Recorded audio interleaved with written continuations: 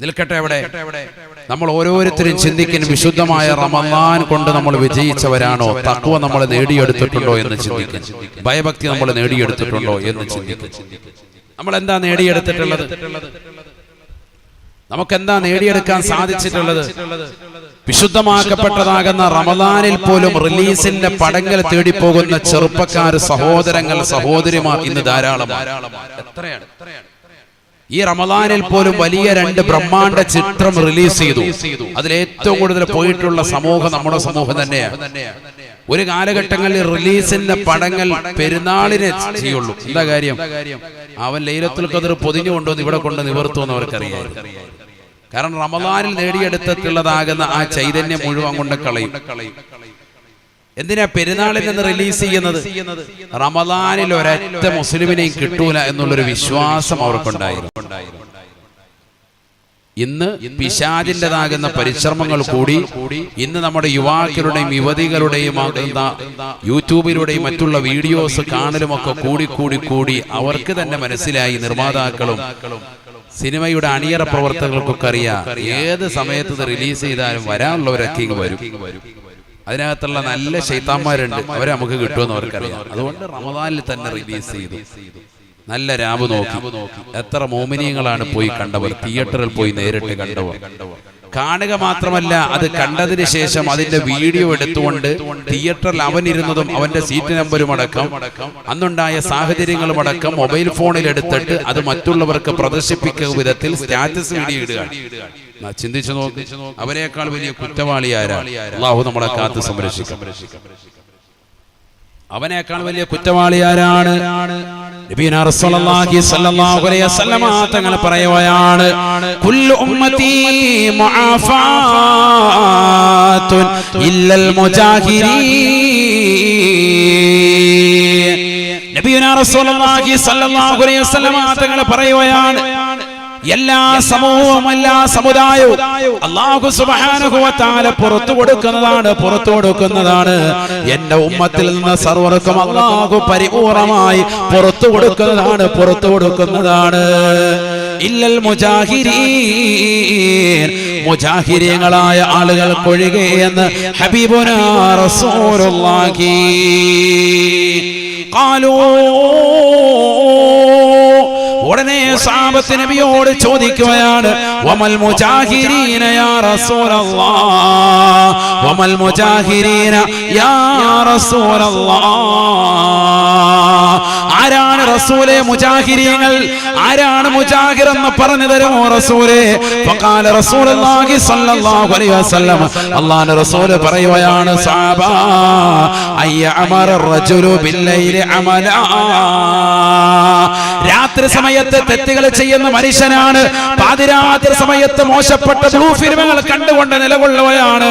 പാതിരാത്രി സമയത്ത് കൂട്ടുകാരും ഒന്നിച്ച് മോശപ്പെട്ട തരത്തിൽ പോയി തെറ്റുകൾ ചെയ്യുന്നവനാണ്.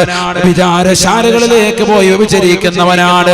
തിയേറ്ററിലേക്ക് പോയി സിനിമ കാണുന്നവനാണ്. പാതിരാത്രി സമയത്ത് അത്തരത്തിലുള്ള ചെയ്തികൾ ചെയ്തിട്ട് അവൻ നേരം വെളുക്കുമ്പോൾ അവൻ ജനങ്ങളോട് പറയുകയാണ്, ഖദ് അമിൽതുൽ ബാരിഹത കദാ വകദാ. ഇന്നലത്തെ രാത്രി ഞാൻ ഇന്ന തെറ്റുകൾ ചെയ്തിട്ടുണ്ട്. ഞാൻ ഇന്ന തിയേറ്ററിൽ പോയി പടം കണ്ടവനാണ്, ഞാൻ ഇന്ന സിനിമ കണ്ടവനാണ്, ഞാൻ ഇന്ന സീരിയൽ ദർശിച്ചവളാണ് എന്ന കൂട്ടുകാരോട് വിളിച്ചു പറയുന്നവരെ, കണ്ട സിനിമകളുടേതാകുന്ന വീഡിയോ എടുത്തുകൊണ്ട് സ്റ്റാറ്റസ് വീഡിയോ ഇട്ടുകൊണ്ട് മറ്റുള്ളവർക്ക് പ്രചോദനം കൊടുത്തുകൊണ്ട് ചെയ്ത തെറ്റുകൾ പരസ്യമാക്കുന്നവരെ, സോഷ്യൽ മീഡിയയിലൂടെ പ്രചരിപ്പിക്കുന്നവരെ അല്ലാഹുവിന്റെ റസൂൽ പറയുകയാണ്, കുല്ലു ഉമ്മത്തി മുആഫാത്തുൻ ഇല്ലൽ മുജാഹിരീൻ.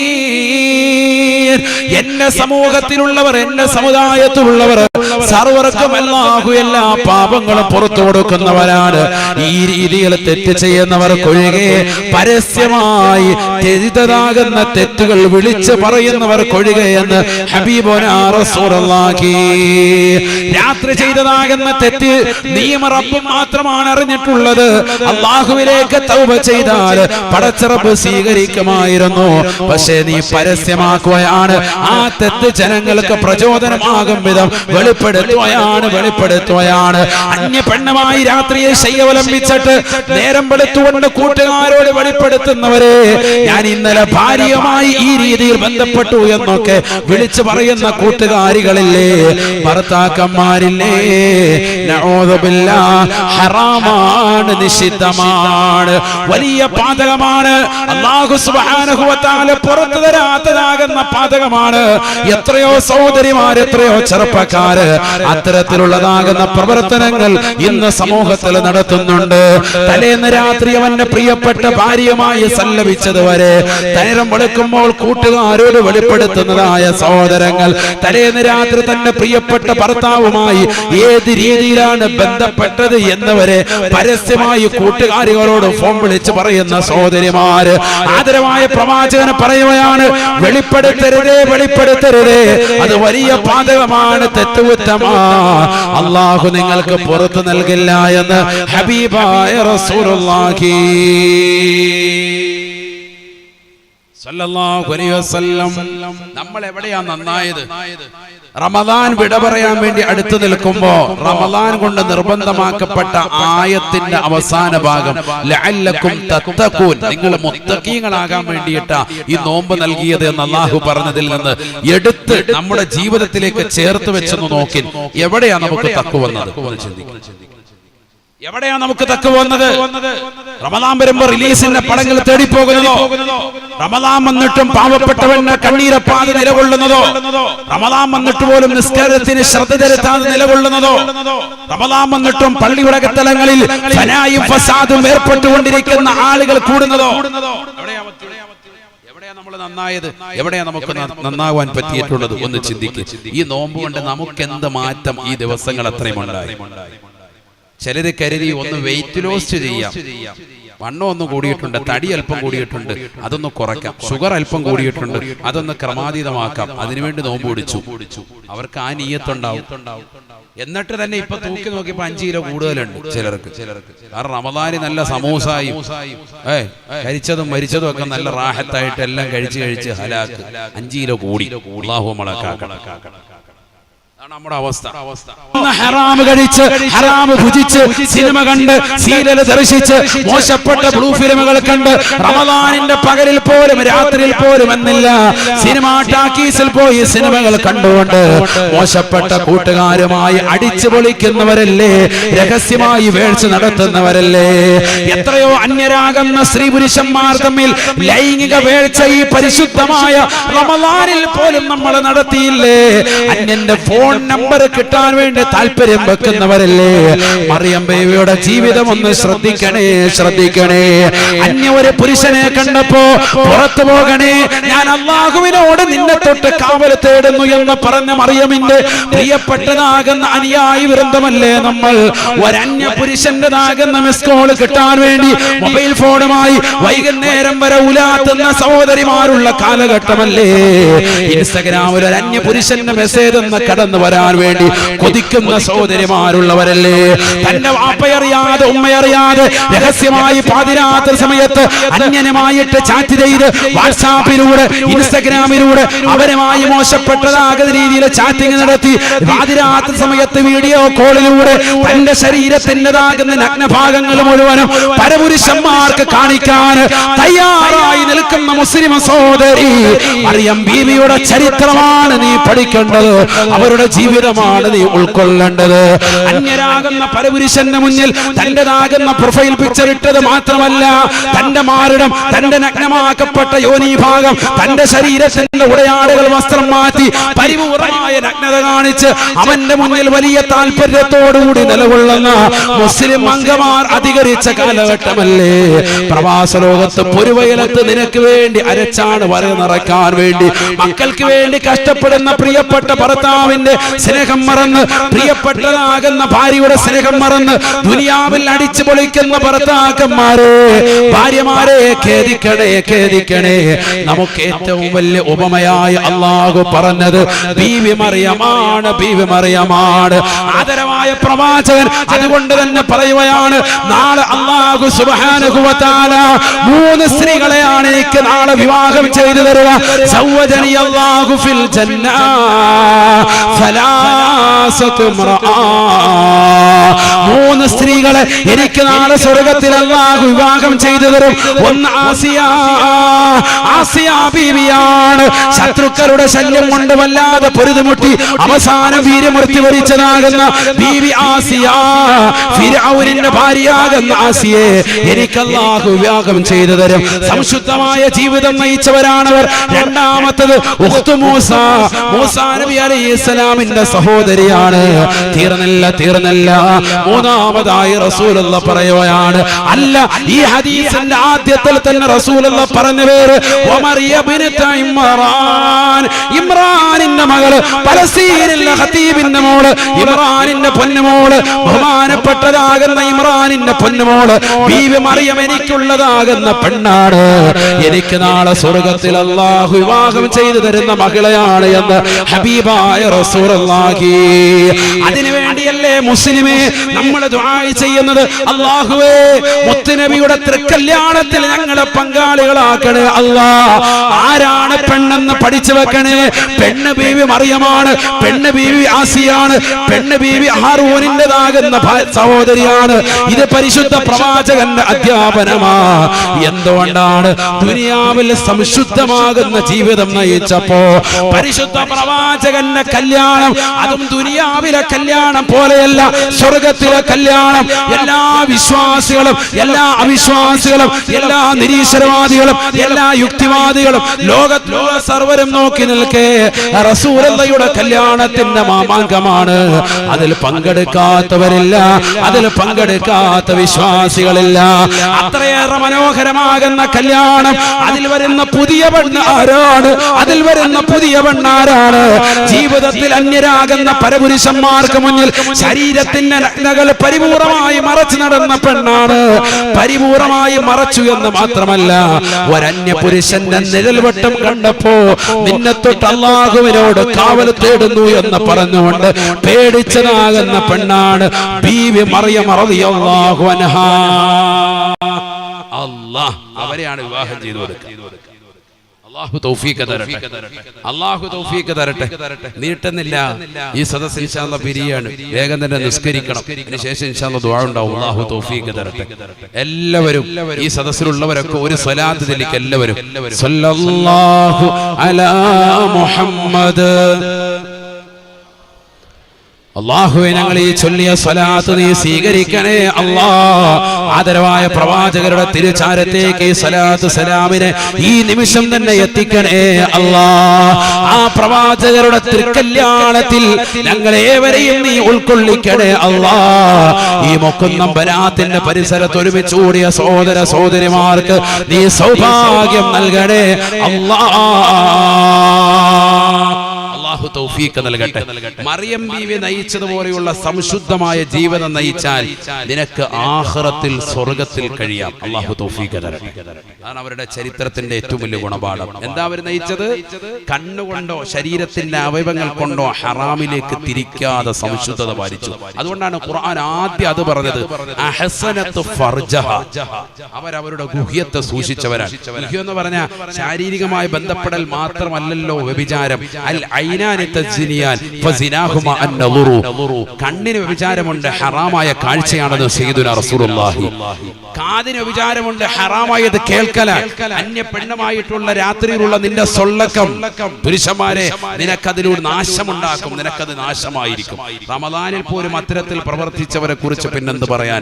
ഈ റമദാൻ വിട പറയുന്നതിന് മുമ്പ് തൗബയുടെ പരിശുദ്ധമാക്കപ്പെട്ട റമദാൻ 29-ാം രാവ് നിലകൊള്ളുന്ന ഈ സമയത്ത് ശരിക്കും ദുആ ചെയ്യാൻ അല്ലാഹു നമ്മളെ സ്വീകരിക്കുമാറാവട്ടെ.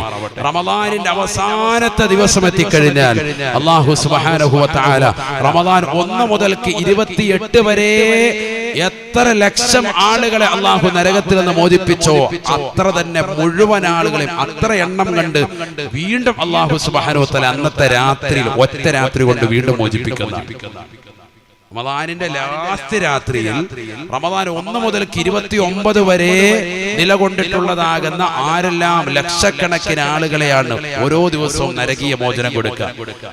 അത്ര കണ്ട് എണ്ണം കൊണ്ടിട്ടുള്ള ആളുകളെ ലാസ്റ്റത്തെ ദിവസം വീണ്ടും അള്ളാഹു നരകീയ മോചനം.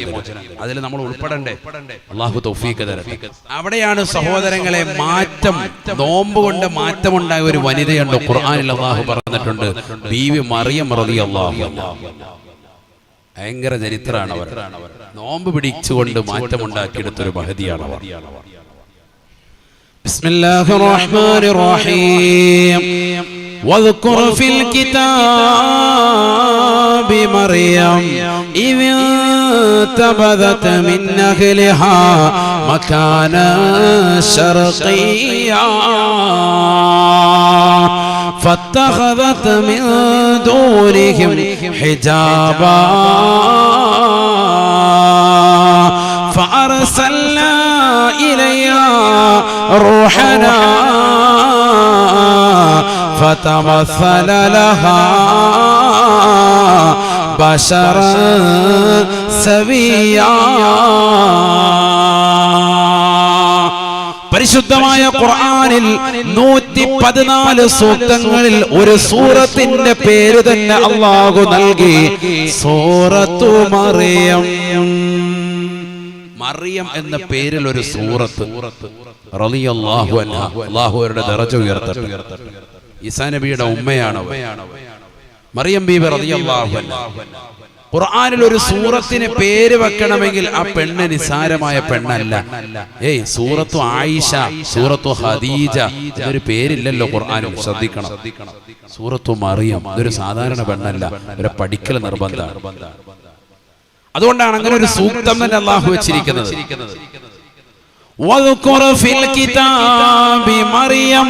മറിയം നബിയെ കുറിച്ച് നബിയെ തങ്ങൾ ഓർമ്മപ്പെടുത്തണേ, സമൂഹത്തിന് പറഞ്ഞു കൊടുക്കണേ, അവരെ അനുസ്മരിക്കണം, അനുസ്മരണ പ്രഭാഷണം നടത്തണം. ആരുടേത്? മറിയം ബീവി റളിയല്ലാഹു അൻഹ. അവരുടെ മദ്ഹ് പറയും ഖുർആനിൽ അങ്ങനെ ചിലരുടെ പറഞ്ഞിട്ടുണ്ട്. വദ്കുറു ഫിൽ കിതാബി ഇസ്മാഈൽ ഇന്നഹു കാന സാദിഖൽ വഅദ് വകാന റസൂലൻ നബിയ്യാ വദ്കുറു ഫിൽ കിതാബി ഇദ്രീസ്. ഇങ്ങനെ ഒരുപാട് പ്രവാചകന്മാരുടെ പലരുടെയും സ്മരിക്കുന്ന ഖുർആൻ പറഞ്ഞിട്ടുണ്ട്. അതൊക്കെ വലിയ ആളുകളാണ്. അതുകൊണ്ടാണ് നിൽക്കട്ടെ. ഇവിടെ മറിയം ബീവി റളിയല്ലാഹു അൻഹ ആരാത്? ബൈത്തുൽ മുഖദ്ദസിലെ അക്കാലഘട്ടത്തിലേതാകുന്ന അതിന്റെ പരിസരത്തിൽ, ലബനാനിന്റെ പരിസരത്ത് ജീവിച്ചിരുന്ന അവിടുത്തെ ഖതീബായിരുന്നു ബഹുമാനപ്പെട്ട ഇമ്രാൻ റളിയല്ലാഹു അൻഹു. അവരുടേതാകുന്ന ഭാര്യയാണ് ഹന്നത്ത് ബീവി റളിയല്ലാഹു അൻഹ. ഇമ്രാൻ ഹന്നത്ത് ബീവി ദമ്പതികൾ മക്കളില്ലാതെ വിഷമിച്ചു. അവസാനം അവർ ദുആ ചെയ്തു. ഹന്നത്ത് ബീവി നേർച്ച നേർന്നു, അല്ലാഹുവേ എനിക്കൊരു കുട്ടിയെ നൽകുകയാണെങ്കിൽ ഞാൻ എന്ത് ചെയ്യാം? കുട്ടി എന്ത് ചെയ്യാം? ബൈത്തുൽ മുഖദ്ദസിലേക്ക് ഞാൻ നേർച്ച നേർന്നേക്കാം. മസ്ജിദുൽ അഖ്സ, ഫലസ്തീനിലെ പള്ളി. 3 പള്ളികളാണല്ലോ ഏറ്റവും ശ്രേഷ്ഠതയുള്ളത്. ലാ തുശദ്ദു റിഹാലു ഇല്ലാ ഇലാ സലാസതി മസാജിദ ശഫീഉനാ റസൂലുള്ളാഹി സ്വല്ലല്ലാഹു അലൈഹി വസല്ലം. 3 പള്ളികളിലേക്ക് യാത്ര ചെയ്യൽ പുണ്യമാണ്. സയ്യിദുനാ റസൂലുള്ളാഹി. ഒന്ന് മസ്ജിദുൽ ഹറാമാണ്, കഅബ. അല്ലാഹു നമുക്ക് കാണാൻ തൗഫീഖ് നൽകട്ടെ. ആ കഅബ സ്ഥിതി ചെയ്യുന്ന പള്ളി പോകലും അവിടെ നിസ്കരിക്കലും വളരെ പുണ്യമാണ്. അവിടെ 1 റക്അത്ത് നിസ്കരിച്ചാൽ മറ്റുള്ള സ്ഥലങ്ങളിൽ 1,00,000 റക്അത്ത് നിസ്കരിക്കുന്ന പ്രതിഫലം കിട്ടും. അവിടെ ഒരൊറ്റ റക്അത്ത് നിസ്കരിച്ചാൽ. അൽഹംദുലില്ലാഹ്, അല്ലാഹു തൗഫീഖ് തരട്ടെ. രണ്ടാമത്തെ പള്ളിയാണ് മസ്ജിദുൻ നബവി. മുത്തുനബി സല്ലല്ലാഹു അലൈഹി വസല്ലമ തങ്ങളുടെ ഭൗതിക ശരീരം കൊണ്ട് അനുഗ്രഹിക്കപ്പെട്ട പള്ളി, പ്രവാചകരുടെ പള്ളി, മദീന പള്ളി. ആ പള്ളിയിൽ 1 റക്അത്ത് നിസ്കരിച്ചാൽ മറ്റുള്ള സ്ഥലങ്ങളിൽ, ഹറമും മസ്ജിദുൽ അഖ്സയും അല്ലാത്ത മറ്റുള്ള സ്ഥലങ്ങളിൽ ലോകത്ത് എവിടെ നീ 10,000 റക്അത്ത് നിസ്കരിക്കുന്നുണ്ടോ അതിന്റെ കൂലി നിനക്ക് കിട്ടും മസ്ജിദുൻ നബവിയിൽ ഒരൊറ്റ റക്അത്ത് നിസ്കരിച്ചാൽ. മദീന പള്ളി. അല്ലാഹു തൗഫീഖ് തരട്ടെ. അപ്പോ 4 റക്അത്ത് അസർ നിസ്കരിച്ച് കഴിയുമ്പോൾ 40,000 റക്അത്ത് നിസ്കരിച്ച കൂലി കിട്ടും. അവിടെ ഒരു അസർ. അവിടെ ഒരു ളുഹർ 4 റക്അത്ത് നിസ്കരിച്ചാൽ 40,000. മക്കയിലെ പള്ളിയിൽ നിസ്കരിച്ചാൽ 4 ലക്ഷം. 4 റക്അത്ത് കഴിയുമ്പോൾ എത്രയായി? 4 ലക്ഷം. അതുകൊണ്ടാണ് പരമാവധി അവിടെ പോകുമ്പോൾ ഇമാമൻ ജമാഅത്ത് ശ്രദ്ധിക്കുക. ഉസ്താദുമാർ അമീറമാര് പറയുന്നത് മുട്ടിന് തേയ്മാന ഉസ്താദ് എന്നും പറഞ്ഞ് ഇവിടെ ഇരിക്കുക, ഉച്ചയ്ക്ക് പോകാൻ മേല, ചൂടാ ഉസ്താദ് എന്നും പറഞ്ഞ് ഇവിടെ ഇരിക്കുക. ഒരുപക്ഷെ റൂം നമ്മുടെ ഹറമിനുള്ളിലായിരിക്കാം, ഈ പറഞ്ഞ കൂലി കരഗതമാകും. എങ്കിൽ പോലും പള്ളിയിൽ പോയി ആ ജമാഅത്തിന് കിട്ടുന്ന കൂലി സഹോദരങ്ങളെ നമ്മൾ നഷ്ടപ്പെടുത്തരും. അല്ലാഹു തൗഫീഖ് തരട്ടെ, അല്ലാഹു തൗഫീഖ് തരട്ടെ. മൂന്നാമത്തെ പള്ളിയാണ് മസ്ജിദുൽ അഖ്സ. അവിടെ 1 റക്അത്ത് നിസ്കരിച്ചാൽ മറ്റുള്ള സ്ഥലങ്ങളിൽ 1000 റക്അത്ത് നിസ്കരിക്കുന്നതിന്റെ പ്രതിഫലം അല്ലാഹു നൽകും. എത്ര റക്അത്താണ്? 1000. ഈ 3 പള്ളി പോലും കാണലും നിസ്കരിക്കലും ബറക്കത്തെടുക്കലും ഒക്കെ പുണ്യമാണ് വിശുദ്ധ ഇസ്ലാം. അല്ലാഹു അതൊക്കെ പോകാൻ തൗഫീഖ് നൽകട്ടെ. ഒരുപക്ഷെ മക്കയിലും മദീനയിലൊക്കെ പോയവരുണ്ടാകും, അല്ലേ? ഇല്ലല്ലേ? ഒന്ന് കൈവർത്തിക്ക് എത്ര പേരുണ്ട്? അല്ലാഹു തൗഫീഖ് തരട്ടെ. അൽഹംദുലില്ലാഹ്. മസ്ജിദുൽ അഖ്സയിൽ പോകാൻ ചിലപ്പോൾ ഇനി ഭാഗ്യം കിട്ടിക്കൊള്ളുന്നില്ല. പോകാൻ അല്ലാഹു തൗഫീഖ് നൽകട്ടെ. ഈ രാവിന്റെ ബറക്കത്തുകൊണ്ട് അല്ലാഹു തൗഫീഖ് തരട്ടെ. ഒന്ന് ആമീൻ പറയും മനുഷ്യന്മാർ. അല്ലാഹു തൗഫീഖ് നൽകട്ടെ. അല്ലാഹു ഞങ്ങൾക്ക് തൗഫീഖ് നൽകണേ അല്ലാഹ്. മസ്ജിദുൽ അഖ്സയിലേക്കടക്കം ഞങ്ങളെ എല്ലാ പുണ്യമാക്കപ്പെട്ട സ്ഥലങ്ങളിലും മസ്ജിദുൻ നബവിയിലെ പരിശുദ്ധമാക്കപ്പെട്ട കഅബ ഒന്ന് കാണാനും ഞങ്ങൾക്ക് വീണ്ടും വീണ്ടും തൗഫീഖ് നൽകണേ അല്ലാഹ്. അതിന്റെ പരിസരത്താണ് ഈ ചരിത്ര ഇതിവൃത്തം. ഹന്നത്ത് ബീവി ഇമ്രാൻ റളിയല്ലാഹു അൻഹു എന്ന് പറയുന്ന അവിടുത്തെ ഖതീബിന്റെ ഭാര്യ, അവര് നേർച്ച നേർന്നു, മക്കളില്ലല്ലോ. അല്ലാഹു എനിക്കൊരു കുട്ടി ഉണ്ടാണെങ്കിൽ മസ്ജിദുൽ അഖ്സയിലേക്ക് ഞാൻ അവിടുത്തെ പരിപാലനത്തിന് അയക്കാമെന്ന് നേർച്ച നേർന്നു. സൂറത്തു ആലി ഇമ്രാൻ ആ നേർച്ച നേരൽ പറയുന്നുണ്ട്. ബിസ്മില്ലാഹിർ റഹ്മാനിർ റഹീം. إذ قالت امرأة عمران رب إني نذرت لك ما في بطني محررا فتقبل مني إنك أنت السميع العليم. ഇമ്രാൻ റളിയല്ലാഹു അൻഹുവിന്റെ ഭാര്യയാകുന്ന ഹന്നത്ത് ബീവി റളിയല്ലാഹു അൻഹാ മഹദി അവர்கள் നേർച്ച നേരുകയാണ്. അല്ലാഹുവേ, എന്റെ വയറ്റിലുള്ളതാകുന്ന കുട്ടിയെ മസ്ജിദുൽ അഖ്സയുടെ പരിപാലനത്തിന് ഞാനിതാ നേർച്ച നേരുന്നു. അല്ലാഹ് നേർച്ച നേർന്നു. സുബ്ഹാനല്ലാഹ്. ഫലമ്മാ വദഅത്ഹാ ഹന്നത്ത് ബീവി റളിയല്ലാഹു അൻഹാ ഗർഭം ധരിച്ച കുഞ്ഞിനെ പ്രസവിച്ചപ്പോ അത് പെണ്ണാണ്. പെണ്ണിനെ പള്ളിയിലേക്ക് പറഞ്ഞേക്കൽ പാടില്ലല്ലോ. ഉടനെ തന്നെ മഹദി അവர்கள் പറഞ്ഞു, ഇന്നി വദഅതുഹാ ഉൻസാ. അല്ലാഹുവേ, ഞാൻ പ്രസവിച്ചത് പെണ്ണിനെയാണല്ലോ അല്ലാഹ്, പെണ്ണിനെയാണല്ലോ അല്ലാഹ്. ആ ഒറ്റ വാക്കീന്ന് ബുദ്ധിയുള്ളവർക്ക് മനസ്സിലാകും പെണ്ണുങ്ങള് പള്ളിയിൽ പോലെ നല്ലതല്ല. അല്ലെങ്കിൽ അവിടെ അത് പറയേണ്ട കാര്യമില്ലല്ലോ. അതിന്റെ ആ മഫ്ഹൂമ് മുഖാലഫ എന്താണ് അതിൽ നിന്ന് ഉള്ളടക്കം എന്താണ്? കാരണം പെണ്ണാണ് പ്രസവിച്ച് വീണെന്ന് പറഞ്ഞപ്പോ ഉമ്മയാകുന്ന ഹന്നത്ത് ബീവി പറഞ്ഞു, അല്ലാഹു ഇന്നി വദഅതുഹാ ഉൻസാ. അടച്ചവനെ, ഞാൻ പെണ്ണിനെയാണല്ലോ പ്രസവിച്ചത് എന്ന് ഉമ്മ തന്നെ പറഞ്ഞു. എന്താ കാരണം? ബൈത്തുൽ മുഖദ്ദസിലെ പരിപാലനത്തിന് പള്ളിയിലേക്ക് ആണുങ്ങൾക്കിടയിലേക്ക് ഈ പെണ്ണിനെ വിടാൻ പറ്റുമോ? ആണുങ്ങളല്ലേ പള്ളിയിൽ പോകുന്നത്, മനസ്സിലാക്കണം. അതുകൊണ്ട് അത്തരത്തിലുള്ള വാദഗതികൾ ഉന്നയിക്കുന്നവർ ആദ്യം ഖുർആൻ പഠിക്കണം. അല്ലാഹു തൗഫീഖ് തരട്ടെ. വല്ലാഹു അഅലമു ബിമാ വദഅത വലൈസ അൽദകറു കൽ ഉൻസാ. പുരുഷനെ പോലെ ആകില്ലല്ലോ അല്ലാഹുവേ പെണ്ണ്. വഇന്നി സമ്മൈതുഹാ മറിയം. ഞാൻ ഇവൾക്ക് മറിയം എന്ന പേര് വെക്കുകയാണ്. ബഹുമാനപ്പെട്ടതാകുന്ന ഹന്നത്ത് ബീവി റളിയല്ലാഹു അൻഹാ. ഹന്നത്ത് ബീവി പേര് വെച്ചു കുട്ടിക്ക് മറിയം എന്ന് പേര് വെച്ചു. മറിയം എന്ന് പറഞ്ഞാൽ ഹിബ്രു ഭാഷയിൽ അതിന്റെ അർത്ഥം ആബിദ എന്നാണ്, ആരാധന കൃത്യമായി നിർവഹിക്കുന്നവർ. ആബിദ. ഇന്നും സഹോദരിമാർക്ക് അങ്ങനെ പേരിടുന്നവരുണ്ട്. അല്ലാഹു ബർക്കത്ത് ചൊരിയട്ടെ. നല്ല നല്ല പേര് മക്കൾക്ക് ഇടണം, എങ്കിലേ മക്കൾ അതിനനുസരിച്ച് റാഹത്താവുള്ളൂ. നബിയനാ റസൂലുള്ളാഹി സ്വല്ലല്ലാഹു അലൈഹി വസല്ലം തങ്ങൾ പറഞ്ഞല്ലോ, ഇന്നകും തുദഊന യൗമൽ ഖിയാമത്തി ബി അസ്മാഇകും വ ബി അസ്മാഇ ആബാ ആബായികും ഫഅഹ്സിനൂ അസ്മാഅകും. നിങ്ങളുടെ മാതാപിതാവിന്റെ പേര് ചേർത്തുകൊണ്ടാണ് നാളെ മഹ്ശറയിൽ വിളിക്കുക. ഇന്നാലിന്ന മനുഷ്യന്റെ മകനെ വാപ്പയുടെ പേരിനോട് മകന്റെ പേര് ചേർത്തുകൊണ്ടാണ് വിളിക്കുക. അതുകൊണ്ട് ഫഅഹ്സിനൂ അസ്മാഅകും, നിങ്ങളുടെ പേര് നിങ്ങൾ നന്നാക്കണേ എന്ന് നബിയുനാ റസൂലുള്ളാഹി ആദരവായ പ്രവാചകനെ പറയുകയാണ്. വഇന്ന അഹബ്ബൽ അസ്മാഇ ഇലല്ലാഹ് അബ്ദുല്ലാഹി വഅബ്ദുർ റഹ്മാൻ. അല്ലാഹുവിന് ഏറ്റവും ഇഷ്ടപ്പെട്ട നാമങ്ങളാണ് അബ്ദുല്ല എന്ന നാമം, അബ്ദുർ റഹ്മാൻ എന്ന നാമം എന്ന് നബിയുനാ റസൂലുള്ളാഹി. അല്ലാഹുവിന് ഭയങ്കര ഇഷ്ടമാണ്. അല്ലാഹുവിന്റെ അടിമ, റഹ്മാനായ റബ്ബിന്റെ അടിമ എന്നർത്ഥം വരുന്ന ഈ നാമങ്ങൾ അതൊക്കെ കുറവാ. നല്ല പേരൊന്നും ഇടുന്നവർ വളരെ കുറവാണ്. അല്ലാഹു നമ്മളെ കാക്കട്ടെ. നല്ല പേരിടണം, എങ്കിലേ രക്ഷപ്പെടുള്ളൂ. പാപ്പാടെ പേരിന്റെ തുടക്കം ഉമ്മാടെ പേരിന്റെ അവസാനത്തെ 2 അക്ഷരം കൂടി ചേർത്തിട്ടൊക്കെ ഇന്ന് പേരിടുന്നു. അങ്ങനെ ആയ വലിയ പ്രശ്നമാണ്.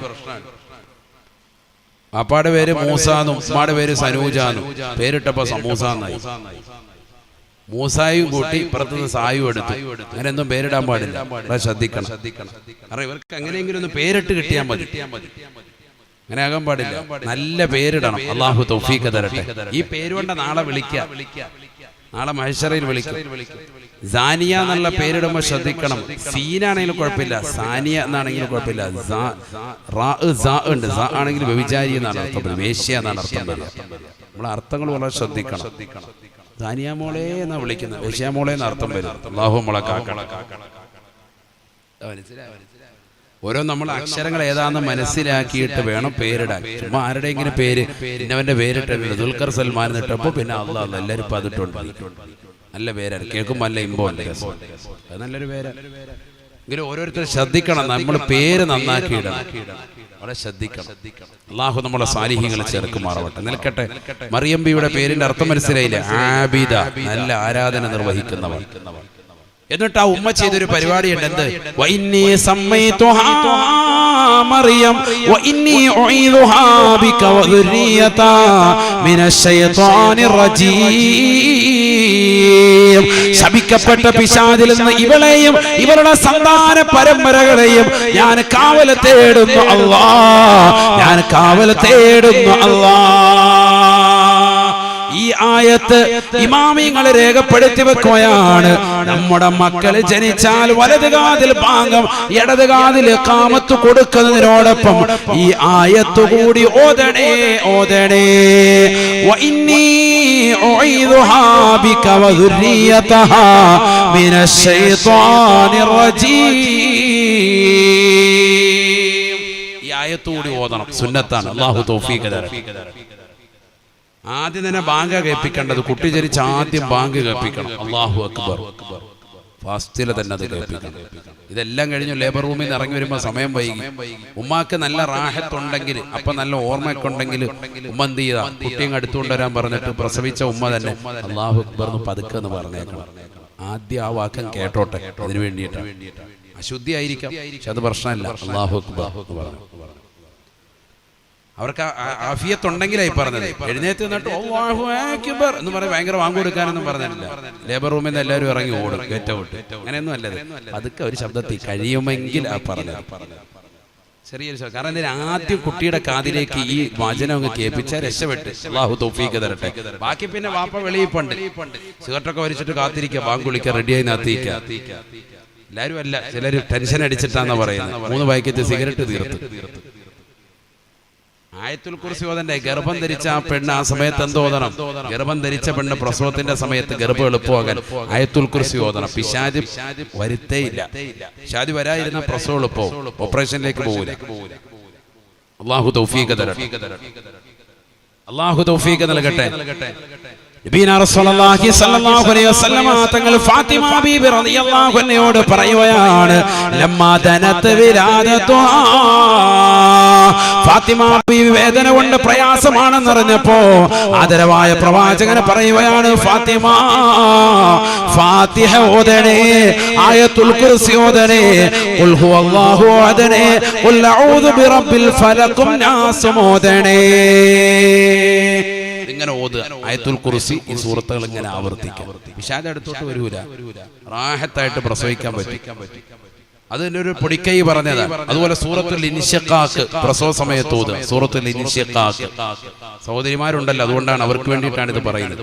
പറയുമ്പോൾ ഇൽമു ജനങ്ങൾക്ക് കിട്ടണം, അതിനു വേണ്ടിയിട്ടാണ്. സൂറത്തുൽ ഇൻശിഖാഖ് شقت وأذنت لربها وحقت وإذا الأرض مدت وألقت ما فيها وتخلت وأذنت لربها وحقت. ينجايتود റാഹത്താണ്. അല്ലാഹു തൗഫീഖ് തരട്ടെ. ആ പ്രസവത്തിന്റെ സമയത്ത് ഭർത്താവ് വെളിയിരുന്നിട്ട് ഓതിക്കൊണ്ടിരിക്കും സൂറത്ത്. ഇതൊന്നും ഇല്ല, വേറെ ഹാൻഡിലാണ്. മസാല ദോശ വാങ്ങി കഴിക്കുകയാണ്. പുള്ളിയോടെ പോയിരുന്നത് അവിടെ ഉണ്ടാവണം, സ്ഥലത്ത് അവിടെ തന്നെ. ബാങ്ക് വിളിക്കുന്ന സമയത്ത് കറക്റ്റ് അവിടെ ഉണ്ടാകണം. ആദ്യം ബാങ്ക് കൊടുക്ക്, കാമത്ത് കൊടുക്ക്, ഈ ആയത്ത് ഓതി കൊടുക്കുക. ഏത്? ഇത് നമ്മൾ അരമണിക്കൂർ പള്ളിയിലെ ഉസ്താദിനെ തപ്പി ഇവിടെ വരുമ്പോഴത്തേക്ക് കേറേണ്ട ശൈത്താനൊക്കെ കയറി കഴിഞ്ഞു. അല്ലാഹു ആക്കട്ടെ. ആദ്യം ഇത് കേൾപ്പിക്കണം. അല്ലാഹു അക്ബർ. അതാണ് മനസ്സിലായില്ലേ? മക്കളെ സാലിഹാകാനുള്ള വഴിയായി പറഞ്ഞത്. ഇതങ്ങോട്ട് ആദ്യം ചെയ്ത പണി റാഹത്താണ്. അത് നേരത്തെ മുതലേ തുടങ്ങേണ്ടതാണ്. അതുകൊണ്ടാണല്ലോ ഭാര്യയും ഭർത്താവും ബന്ധപ്പെടുമ്പോൾ തന്നെ എന്ത് വേണം? ഔദും ബിസ്മിയും വേണം. ഹദീസാണത്. ഇദാ ജാമഅ അർ-റജുലു മഅ ഇംറഅതിഹി ഇൻതവ ശൈത്താനു ഇഹ്ലീലഹു ഫയുജാമിഉ മഅഹാ. إذا جامع الرجل مع امرأته بغير اسم الله, അല്ലാഹുവിന്റെ നാമം കൂടാതെ അഥവാ ഊദും ബിസ്മിയും ചൊല്ലാതെ ഒരു വ്യക്തിയൻ തന്റെ ഭാര്യയുമായി ബന്ധപ്പെട്ടാൽ ഇൻതവ ശൈത്താനു ഇഹ്ലീലഹു, അവന്റെ ജനനേന്ദ്രിയത്തിന്റെ അഗ്രഭാഗത്ത് പിശാച് ചുരുണ്ട് കിടക്കുമേ എന്ന് ഹബീബുനാ ശഫീഉനാ റസൂലുള്ളാഹി. ഇൻതവ യന്തവി എന്ന് പറഞ്ഞാൽ ചുരുണ്ട് കിടക്കുക. ആര്? പിശാച് ചുരുണ്ട് കിടക്കും. ഹദീസാണ്, ഇമാം മുസ്ലിം ഉദ്ധരിച്ച ഹദീസാണ്, തള്ളിക്കളയാൻ പറ്റൂല. സുബ്ഹാനല്ലാഹ്. ഫയുജാമിഉ മഅഹാ, നീ ഔദും ബിസ്മിയും ചൊല്ലാതെയാണ് അവളുമായി ബന്ധപ്പെടുന്നത് എങ്കിൽ അവിടെ ബന്ധപ്പെടുന്നത് യഥാർത്ഥത്തിൽ പിശാചാണെന്ന് ഹബീബുനാ റസൂലുള്ളാഹി. കാരണം ദ്വാരങ്ങൾ തുറക്കപ്പെടുന്ന സന്ദർഭത്തിൽ പിശാച് ഉള്ളിലേക്ക് കയറും. കയറാതിരിക്കാനുള്ള വകുപ്പാണ് നോക്കുന്നത്. ഇതൊക്കെ ഹദീസാണ്. ഇതൊക്കെ മുഅ്മിനിന് 1 കിലോമീറ്റർ പോകാനുണ്ട്. അവിടെ എത്തുമ്പോൾ ഇരിക്കുന്നതിന്റെ പ്രകാരം പതുക്കം അല്പാൽപമായിട്ട് ഉയർത്തിക്കൊണ്ടുവരണം. കാരണം നിന്റെ ഔറത്ത് വെളിവാക്കാൻ പാടില്ല. മുട്ടുപൊക്കളിന്റെ ഇടയിൽ പരിപൂർണമായി മറച്ചിരിക്കണം. നിന്റെ തൊട അന്യ പുരുഷനെ പോലും കാണിക്കാൻ പാടില്ല. ഒരു പുരുഷന് അവന്റെ തുടഭാഗം മറ്റൊരു പുരുഷനെ പോലും അനുവാദമില്ലാതെ കാണിക്കാൻ പാടില്ല. നമ്മളിങ്ങനെ മടക്കി കുത്തിയിട്ടാണ് നടക്കുന്നത്. റമദാൻ മുഴുവൻ അങ്ങനെ നടന്നു. ഇനി താഴ്ത്തിയിട്ടെങ്കിലോ മനസ്സിലാക്കണം. നമ്മൾ മലമൂത്ര വിസർജനത്തിന് വേണ്ടി ഇരിക്കുമ്പോൾ ഔദു ചൊല്ലണം. വേണ്ടേ? അല്ലാഹുമ്മ ഇന്നി അഊദു ബിക മിനൽ ഖുബുസി വൽ ഖബായിസി, ആൺപിശാചുക്കളെ തൊട്ടും പെൺപിശാചുക്കളെ തൊട്ടും കാവൽ തേടുന്നു. കാരണം 2 പിശാച് ഇവിടെ ഉണ്ട്, ആണും ഉണ്ട് പെണ്ണും ഉണ്ട്. അതുകൊണ്ടാണ് ബാത്റൂമിൽ കയറുമ്പോൾ മാത്രമല്ല അങ്ങനെ പറഞ്ഞിട്ടുള്ളൂ. വേറെ ഒരിടത്തും ആൺപിശാച് പെൺപിശാചിനെ തൊട്ടും കാവൽ തേട്ടയില്ല. കൂടുതൽ ശ്രദ്ധിക്കേണ്ട സമയമാണ്. ചില സ്ത്രീകൾ കണ്ടില്ലേ, ബാത്റൂമിൽ കയറിയ 3.5 മണിക്കൂറാണ്. കുളിക്കാൻ കയറിയതാണ്, അല്ലാഹു കുളിയ ഇറങ്ങൂല. കുറേ നേരം മണിക്കൂറുകളാണ്. പൈശാചികത ഉപദ്രവങ്ങൾ ഉള്ളത് കൊണ്ടാണ് അവർ ആ സമയം ചെലവഴിക്കുന്നത്. ചിലർക്ക് വസ്വാസാണ്. ആദ്യം ഭിത്തി മുഴുവൻ കഴുകി തേച്ചൊരച്ച് കഴുകിയിട്ട് ഇറങ്ങുള്ളൂ.